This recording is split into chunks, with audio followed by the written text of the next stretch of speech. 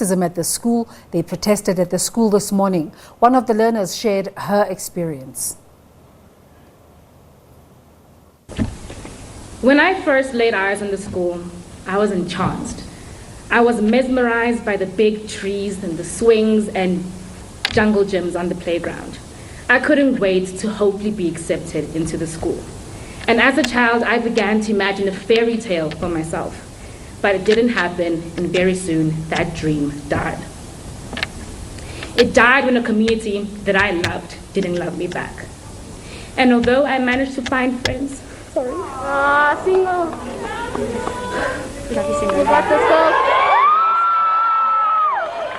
And although I managed to find friends, I didn't manage, to escape the discrimination. And that's not a dream at all. It's a nightmare. Good morning.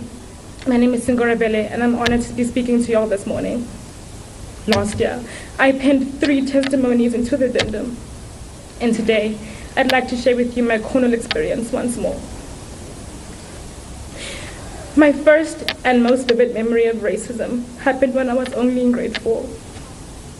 I was happily on my way to break when a teacher stopped me. She had this big frown that encompassed her whole face and swallowed me whole.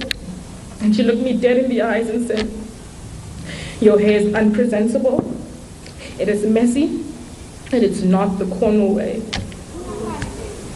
She also proceeded to tell me that I'd look better if I chemically straightened my hair. After that encounter, I believed there was something wrong with my natural kinky hair. And for a long time, I was uncomfortable wearing my natural hair to school. Now, when I look back, I feel angry. I'm angry that anyone would dare tell a child in Africa that their African hair is unacceptable. And with that, I'm angry that I was stripped from my African identity. And that was one time, one moment, one person. And that stripping of my identity didn't end there. It continued when I was barred from speaking my home language with my classmates, while simultaneously having math lessons turn into wiskunde. In these instances, it became clear that my home language and culture was second to that of Afrikaans. And just like that, nothing was sacred. So when I look at the school now, I'm haunted. I no longer see the beauty in the trees or the magic in the classrooms. I see the things that nightmares are made of. In these nightmares, I see a girl who struggles to love herself because the people entrusted with doing so couldn't. And that's why I'm here today. I don't want anyone else to feel the way that I did and still do. Because I wouldn't be able to live with myself if my sister has to stand where I'm standing 4 years from now, fighting the same fight. So to the media, thank you for recording this. And to the protesters, thank you for fighting the fight. Together, we will make Cornwall history. And to management and the executive principal, I'd like to leave you with this. All that little girl wanted was to hear someone in charge tell her that they're sorry she went through what she went through, and that it was unacceptable, and that they were going to work very hard to make sure it didn't happen again. And that's all she still wants. For the school and its leaders to take accountability and to say the words, yes, we have a problem, we're sorry, and we're going to fix it. Thank you. Gauteng Education MEC Panyaza Lesufi also visited Cornwall Hill College in Irene in Pretoria this morning following the allegations of racism which last week resulted in a standoff between parents. Lesufi promised black learners and their parents that racism and mistreatment would no longer take place. Lesufi was speaking at the school as parents and some learners gathered for a mass protest. I want to thank all of you, my children, all of you.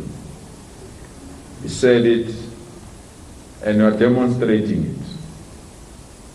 That Winnie Mandela didn't die, Charlotte McBecker didn't die, they multiplied. I want to thank all the parents for standing on the side of their children. Because whoever hates a child, that particular person is not a human being. Yes. I want to thank the leadership of the school for welcoming us and accepting that something is not right.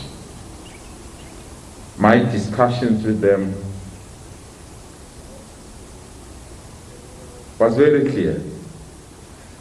Go back to the negotiating table, resolve all outstanding problems, and ensure everyone is welcomed in this school.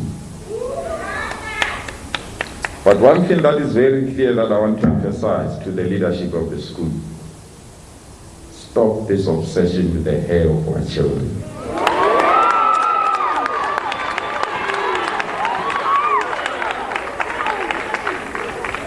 We are all human beings, and all of us deserve to be happy.